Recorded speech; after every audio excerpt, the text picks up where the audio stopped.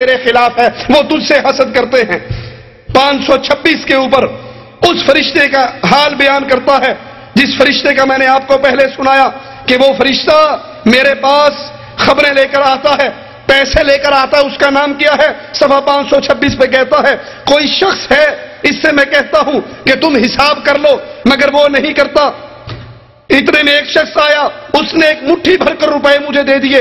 اس کے بعد ایک اور شخص آیا جو الہی بخش کی طرح ہے مگر انسان نہیں، فرشتہ معلوم ہوتا ہے۔ اس نے دونوں ہاتھ روپیوں سے بھر کے میری جھولی میں ڈال دیے، وہ اس قدر ہو گئے میں ان کو گن نہیں سکتا۔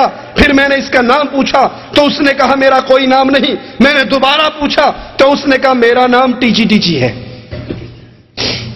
چوڑا کوئی نہ ہی سردہ رکھ لینا، نام تو نے جھوٹ ہی بولنا ہے تو جھوٹ بولتے ہوئے پیسے لگتے ہیں، کوئی اچھا نام رکھ لیتا۔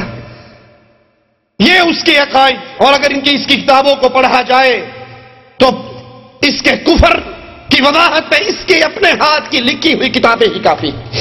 کشتی نوح کے اندر لکھتا ہے کہ میں مریم تھا، پھر میں حاملہ ہوا۔ کشتی نوح میں کہتا ہے کہ نعوذ باللہ ثم نعوذ باللہ تعالی اللہ عما یقول، صرف اس کے کفر کو واضح کرنے کے لیے کہ اللہ عز و جل نے میرے ساتھ قوت رجولیت کا مظاہرہ کیا۔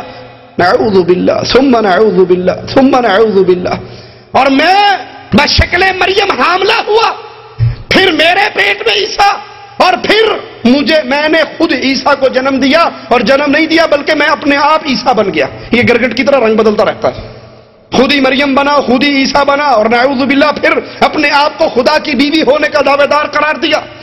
تو سب سے پہلے یہ اللہ کی توحید کا دشمن، اللہ کی توحید پہ ڈاکہ ڈالنے والا، اپنے آپ کو نعوذ باللہ اللہ کا بیٹا قرار دینے والا، اور کشتی نوح کتاب کی عبارت کے مطابق اپنے آپ کو اللہ کی بیوی قرار دینے والا، دور کی بات کہ یہ نبی تھا یا اس پہ فرشتے آتے تھے یا اس پہ وحی ہوتی تھی، دور کی بات ہے نبی ہونا، ایسا آدمی تو مسلمان بھی نہیں تھا۔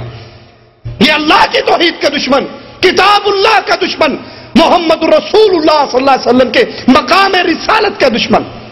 آخری بات کہہ کے بات ختم کرتا ہوں۔ اب سوچنے والا سوال میرا اور آپ کا ہے، باقی کام میرے اور آپ کے ذمہ ہے۔ جس آدمی کے اس کفری عقیدوں کا علم ہو جائے، پھر سوچئے اپنے پیارے حبیب علیہ الصلوۃ والسلام کی نصرت اور مدد کے لیے ہم نے کیا کردار ادا کیا ہے، اس ظالم کے ظلم کو ہم نے کتنا بیان کیا ہے، اپنے معصوم مسلمانوں کو ان ظالموں کے کفر سے بچانے کے لیے کیا کردار ادا کیا ہے۔ جیسے میرے پیارے بھائی شیخ عالم فرما رہے تھے کہ ان کے اپنے چینل ہیں جہاں دن اور رات کفر بکا جاتا ہے، اللہ کے رسول کی نبوت پر ڈاکے ڈالے جاتے ہیں۔ میں نے اور آپ نے اپنے پیارے حبیب علیہ الصلوۃ والسلام کی نصرت کرتے ہوئے ان کے اس کفر کے پردے کو کتنا چاک کیا ہے۔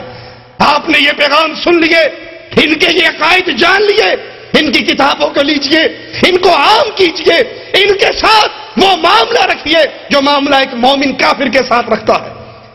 یہ نہ سمجھیے کہ ان کا جرم کوئی چھوٹا جرم ہے، ان سے رشتہ داریاں ہو جائیں تو بات کوئی نہیں، ان کے ساتھ پیار و محبت ہو جائے تو کوئی بات نہیں، ان کے ساتھ دوستیوں کی فضائیں چل پڑے تو کوئی بات نہیں۔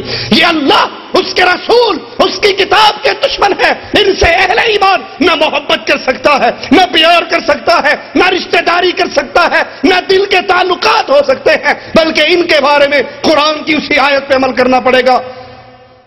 قد كانت لكم أسوة حسنة في إبراهيم والذين معه إذ قالوا لقومهم إنا براء منكم ومما تعبدون من دون الله۔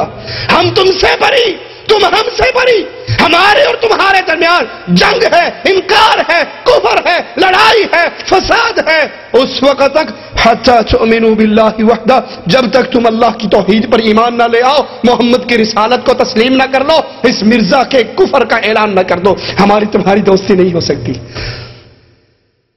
مسلمانوں کو، عامت الناس کو ان کے شر سے بچائیے، ان کے فتنے سے بچائیے۔ مسلمانوں کا ایک طبقہ بڑا خوش ہے کہ ان کو متفقہ طور پہ کافر قرار دے دیا گیا، بس ہمارا کام ختم ہو گیا، ہماری ذمہ داری پوری ہوگی، یہ کافر قرار دے دیا گیا، معاملہ ٹھپ ہو گیا؟ نہیں، روس سے ان کو کافر قرار دے دیا گیا، لیکن مسلمان اس پہ راضی ہو گئے، اس میں خوش ہو گئے، ہاتھ پہ ہاتھ باندھ کے بیٹھ گئے کہ ہم نے کارنامہ انجام دے لیا۔ ارے کارنامہ تو تم نے واقعی سر انجام دیا، لیکن ان کے فتنے، ان کا فساد، ان کی گندگی ابھی تک چل رہی ہے۔